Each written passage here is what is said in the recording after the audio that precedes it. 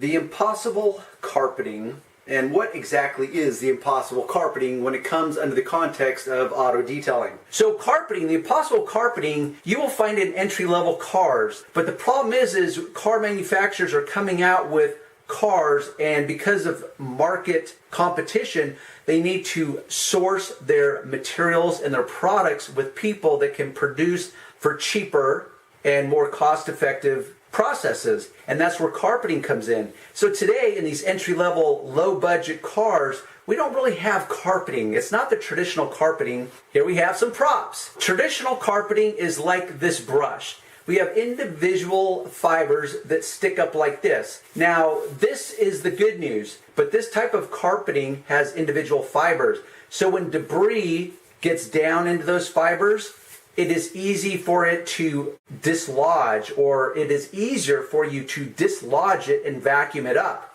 Because if I was to take this and tip it upside down, I could go like this and all this debris would fall out. But carpeting typically is not configured that way. It's laying on the ground. So the debris through gravity is going to constantly be falling further and further into the base of these fibers. This is more higher end carpeting. What we have in the low budget is similar to this. It's like this is a cheap ass scrub pad, but it is like a Brillo's pad. It is like a rat's nest of endless fibers. There's no consistency to it because the fibers are all intertwined. And the problem with that is, for example, you can see little debris on this scrub pad, and I can sit here and scratch it and it'll finally break loose. Unlike the fibers of this that have individual free flowing fibers that is much easier to break loose, this carpeting, which I call pseudo carpeting, and to even further demonstrate it, it's like this Brillo pad, which is a Scotch-Brite pad that is literally more like glorified felt. It has endless fibers and it is extremely difficult. We had a situation that I call karma. My son's ex-girlfriend showed up, because they're still friends, and she has a Volkswagen Jetta. Now, Volkswagens are notorious for using this type of low-budget carpeting in them throughout the car itself, and I don't mean just in the trunk. So I asked her and said, "Hey, Kaylin, how about if I use your car to demonstrate how Darren uses endless tools in order to vacuum up the debris prior to shampooing the carpeting?" Because that is critical. Vacuuming, do not underestimate the power of vacuuming and removing that loose debris prior to getting it wet with any car shampoo, upholstery shampoo, all-purpose cleaner, fill in the blank. Now with that introduction of 500,000 words or less, let's go out and I will show you firsthand on this car exactly what I do. Then I'm going to bring you back in here and I'm going to tell you Darren's formula for success. And here we have our car with what is called the impossible carpet. Now I'm going to show you my arsenal of tricks. They're not the only ones, but they're pretty comprehensive. So let's get started. Here we are, up close and personal with some impossible carpet in this Volkswagen Jetta. Now, like everything else in life, you have your pros and cons, your trade-offs. So black paint, we all know as detailers and car owners, are a pain in the ass because it shows dust and dirt. Now black carpeting is both the good news and the bad news. Black carpeting hides actual dirt, like the dirty dirt, the soiled dirt, better than light colored carpeting. The problem with black is that it shows all the lint and loose debris, like is the case here in this Jetta. So we can see it's got lots of crap in it. This car has not been vacuumed in a very long time. Like so many things in life, and especially detailing, it literally comes down to a case by case. And what I mean by that is that the carpeting itself is not all created equal. So even though we have this traditional crappy ass entry-level carpeting, it's still sourced from many different places or manufacturers. Some will be just more difficult than others to deal with. Also, the dirt and debris that you're dealing with is not all created equal. So that's why you as a detailer, you have to figure out in the moment what's going to work. Ultimately, this dirt, debris, And I'm not talking about shampooing. I'm not talking about the kind of dirt where you use a liquid shampoo or cleaner on. I'm strictly talking about the vacuuming process. And as a rule, you'll have to pre-vacuum because you want to remove as much of the loose dirt as possible before you get it wet. Imagine sticking your hand into a pot that's filled with dirt and you pull it out, and now your hand is covered with loose, fine dirt.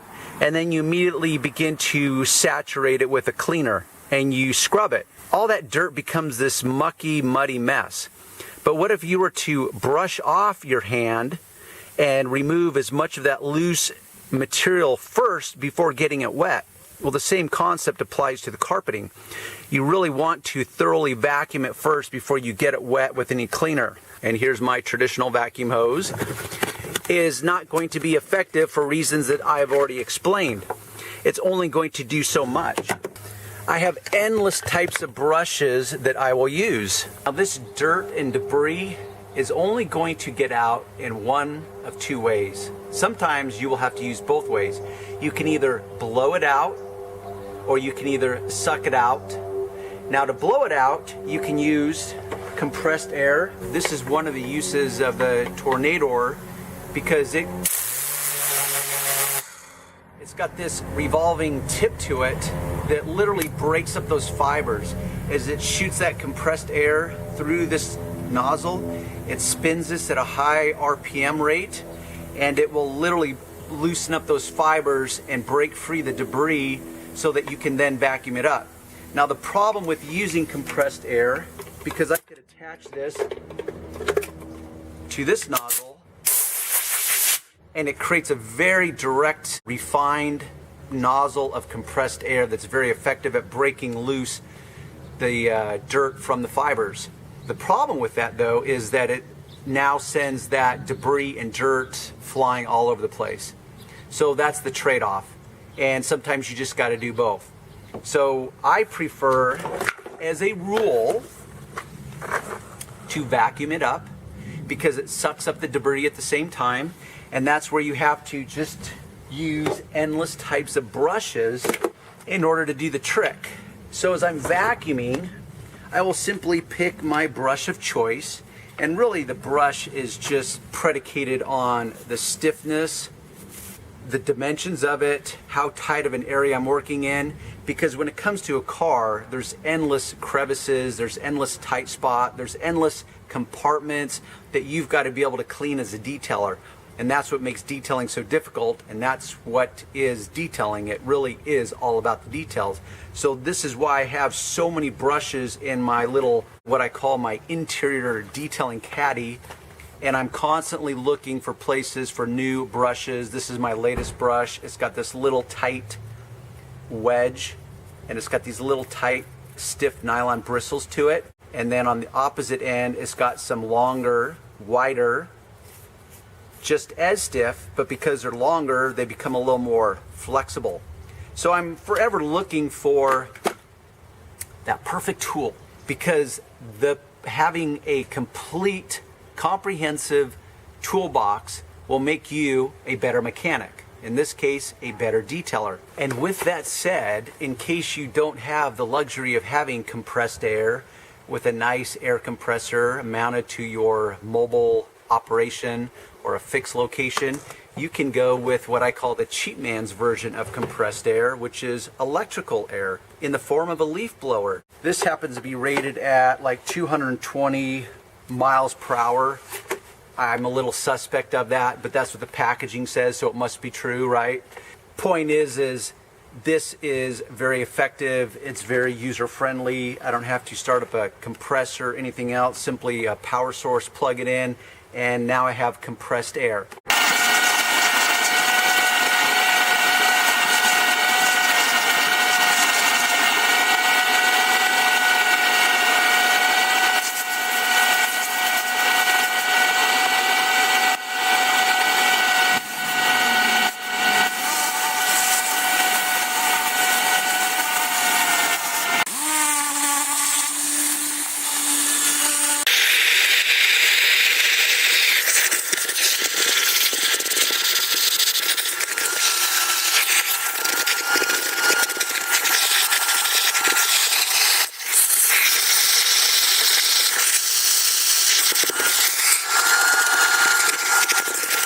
Now at this point, you'll notice that there's some debris that just would not come out, and this is gooey, stuck, dried material. So this is at the point where now I would spray some all-purpose cleaner or my interior shampoo, and I would use the liquid, the detergent, to actually break that down, loosen it up, and then clean it away. When it comes down to it, it's really about just having a very comprehensive arsenal of tools. From the Tornador, I've got this Vac Master, which is worthy of its own separate video. Don't underestimate the power of a cheap lint roller. I actually use this on convertible tops. I can use it on the seating. You've got what is called a dog hair removal brush. This is literally made out of rubber, and it grabs as you brush it. It's very effective also because the fibers that are intact will remain, but this will break loose all the debris that's not part of the actual fibers. Then of course you just have your traditional detailing brushes, and this is just going to be a case by case based on the area that you're trying to break free or break loose the material before you actually vacuum it up with your trusty. Yes, I do in fact use a rigid vacuum cleaner. I've taken all the labels off of it, and so I can then customize it later with my own set of decals. Really, that moment was not a one set of hands moment. I did my best. Hopefully you'll learn something. With that said, what is Darren's real secret? Okay, my real secret, if you've watched a number of my videos, and I have no idea if this is your first video or 200th video of mine that you've seen, but I'm going to refer back to some of my kings. One of them are communication is king. Okay, communicating with your customer. So my trick with impossible carpeting, so what I like to do, and I teach my kids this, is to always pull back and keep pulling back to gain greater and greater context and perspective of the situation. And let me put that into context in this particular moment. So if we really have carpeting that is miserable to deal with, because I know that a lot of you have experienced this, where you pull up onto a car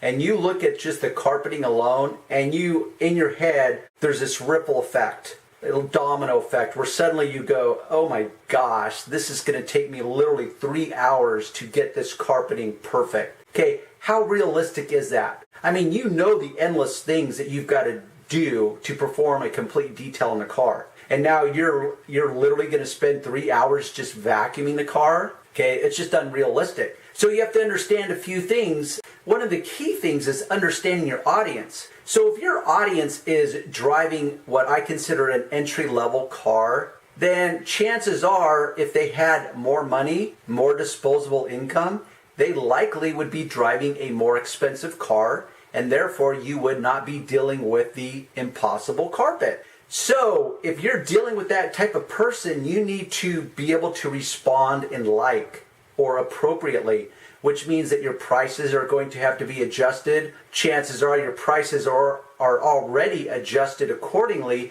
or you wouldn't be attracting those types of customers to you to begin with. Ask me how many calls I get from Jetta owners to detail their car. Oh wait, I know, none. It just doesn't happen because they go to my website, they look at my prices, and my details start at $250 and just go upward from there. Very quickly they go upward from there. And they're going, what is this guy, high? Auto fetish? Like, who the hell is he? Think he's going to charge $250? Hell no. I'm going to a car wash, or I'm calling up Johnny Detailer around the corner who will do it for $150. Well, guess what? I'm okay with that because I don't want that customer. Right there, you need to understand your audience so that you can respond appropriately and accordingly to your audience. So that's a starting point, that your customer with this type of car, with this type of carpeting, is, as a rule, going to be working on a budget. But that doesn't mean you have to be screwed and take the burden of making their car perfect, unless, of course, they're willing to pay for perfection. And this is where one of Darren King's enters the room, which is communication. And communication is so critical because that is how you will manage your customers' expectations. But unfortunately, most customers are very, very ignorant. They just do not understand what I call the nature of the beast. They hardly know what detailing is. They think, for a lot of them, that it's like a glorified wash. They have no idea the amount of time and energy and focus and discipline that goes into getting a car detailed to perfection, whatever perfection is, which is purely subjective and relative. So you're dealing with not only an entry-level customer, an entry-level car, but an ignorant customer on likely a very tight budget. So now you have to remember that you're the expert, not them, but you. And it doesn't mean that you cram your opinion down their throat and that you arrogantly condescend them from this platform where you're saying, yes, I am the expert of detailing. You're an ignorant son of a bitch. You don't know what you're doing, but give me your money. I'm going to detail your car. And the car, by the way, that you have chosen to purchase has carpeting in it that sucks, but I'm going to deal with it anyways. That's going to go over like a lead balloon, okay? Like a fart in the middle of church. It's not going to go over well. Or there's this, because that's not your only option. You can communicate with them and educate them in the process so that you can come to what I call a win-win. Because if you inform your customer that, hey, you know what? I am here to do a damn good job for you because I want your business in the future. But we have to understand the nature of the beast. And likely as a car owner, you do not understand the nature of the beast. Let me do a little role playing here. And this is the conversation that I literally have with people. So for me in my world, because 98% of my business comes from my website. So I am seeing new people all the time. And I've had to learn over the past, X amount of years, really how to dig in, how to pull the information from my customer's head, because part of their ignorance, the ripple effect of that ignorance, is that they will not have the ability to ask the questions that need to be asked that you can then help educate them along the way. They also will not have the ability to ask the questions that will give you understanding of their situation. And that's where you have to dig in, and you have to be able to get that information out of them by asking them the right questions. So in my world, as a rule, it's always going to start with a phone call. They call me up, hey Darren, I saw your website. I want to get a quote to do a car. That's my first indicator that they have not taken the time to perform what I call due diligence, which means that they don't even take the time to read my website that has all my pricing laid out there. And I know I was reading a post on one of the forums on Facebook, and they talked about Rennie Doyle's book, where he suggests not to post your pricing on your website. Well, I break one of Rennie's rules. I have my pricing right there for everyone to lay their eyes on, because I want the customer that's going to take the time to look at my pricing page and save me time, because if they already know that that's way out of their budget, then why waste my time? And I always give a spread. I don't give a finite price on my pricing packages. I always allow essentially a $50 window. And so when they call me, I say, hey, did you check out my pricing page? So it's either going to be a yes or no. Yeah, I saw the pricing page, and I said, okay, so you understand how it works, and then I take them down another course. But let's say they haven't read it. And so let's just pretend for a moment that I've got a customer who on the fly decided, okay, I've got this Volkswagen Jetta, I need to get it detailed, I've owned it about 3 years. They call me up, hey Darren, I need to get a price. What kind of car do you got? Oh, it's a Volkswagen Jetta.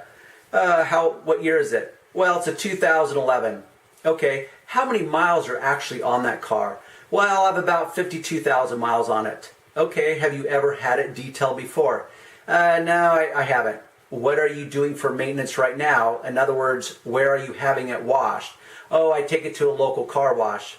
Well, if you had to put a number on it, how often would you say you're taking it through the car wash? The reason I ask that is because if this carpeting is allowed to go for months and months and months, which people will do, and there's that much debris in it, that just dramatically increases the amount of time that you'll be spending trying to vacuum just that carpeting alone. I tell them if things seem to be meshing for the both of us, and we seem to be forming a relationship over the phone, because really I tell people, I'm very upfront with them. I say, hey, just allow me to ask you some questions, because ultimately I want this to be a win for both of us, and we may not be a fit, but I can help you find a good fit if we decide that I'm not a good fit for you. So my prices for an entry-level car, a four-door sedan, let's say a white Jetta, let's say it was a white Jetta, would start at $250. And I would quote you between $250 to $300 to make that car in showroom-like appearance. And they may say, oh, wow, that's a little more than I thought. It's like, well, I understand that, but to do it right or correctly and to really restore it to showroom-like condition, that's what I charge. And let's say they're okay with that. We set the appointment. And what I tell them is that when I get there, I will look at the car together with you and we will assess, because people all value things differently. No two people are going to value the same things. And so when it comes to detailing, there never is a thing called true perfection. There just isn't. You can come very close to it, but you can always scrutinize something and find something wrong with it. So when I get there, I will look at this. And if I see this type of carpeting, or if I open up a trunk and I can tell that trunk, because most car washes do not vacuum trunks. And let's say I'm doing a high-end Mercedes, and let's say they take it to the car wash. Because trust me, just because you own an expensive car doesn't mean you know how to take care of it. And I look in the trunk and I can tell that the trunk has not been vacuumed since the life of the car. And now I've got to make this car look perfect for a detail. It's just not going to happen. So if I pop the trunk and I see that, that's where I have a conversation with them and I say, okay, check this out. I quoted you between $250 to $300 to detail this car. Now, here's a perfect example. You see this trunk? This carpeting is not traditional carpeting. It's not fibers like this. And I literally explained this to them. I said, so this trunk, I could spend an hour alone detailing it to absolute perfection. But guess what? If I'm spending an hour in this trunk, guess where I'm not spending an hour? That's right. I'm not spending that hour detailing other stuff that you may value more. So as a customer, you tell me, what do you value more? Do you value a trunk that's detailed to perfection? Or do you value a cabin area or a driver's compartment area or the passenger area or the rear seat area or the paint? Do you value perfection in those areas more than you do the trunk? So let's say that the winning combination in this moment is that Darren details that trunk to 80% perfection so that he can spend the remainder of the time on areas that you consider of more value to you as a customer. So that's where I educate them and I put the burden back onto them and let them know that it's not a one-size-fits-all kind of moment. One price does not fit every situation. Detailing really is subjective and relative. Everyone's interpretation of clean and detailed and perfection, it's truly subjective, which means it's a personal opinion. So yes, you could look at a trunk and you can say if it truly was like perfect, there wasn't a shred of debris or dirt anywhere, and yes, the world would acknowledge that yes, that is perfect. We have perfection there. But if you have this type of carpeting, it's unrealistic to think that you're going to be able to do that within your normal detailing process. So that's where, once again, I put the burden upon the customer. But in order to fully do that and to create a win-win, is you've got to educate them as to what you're dealing with, let them know in however words you choose that, yeah, I'm in this to make money. Bottom line, this is not a hobby. This is my profession. And I do this to support my family. And we have to understand what is not only possible and realistic, but what's appropriate. So you want to take them to this area of unrealistic expectations where they think that, oh, when Darren's done, this car is literally going to look like it rolled off the factory showroom. That's not going to happen in most cases. In my world, that's what I shoot for, but I assign the appropriate price tag for that, which is going to be more like a $500 or $600 detail, not a $250 or $300 detail. So those are my tricks. And hopefully you've learned something. Until next time.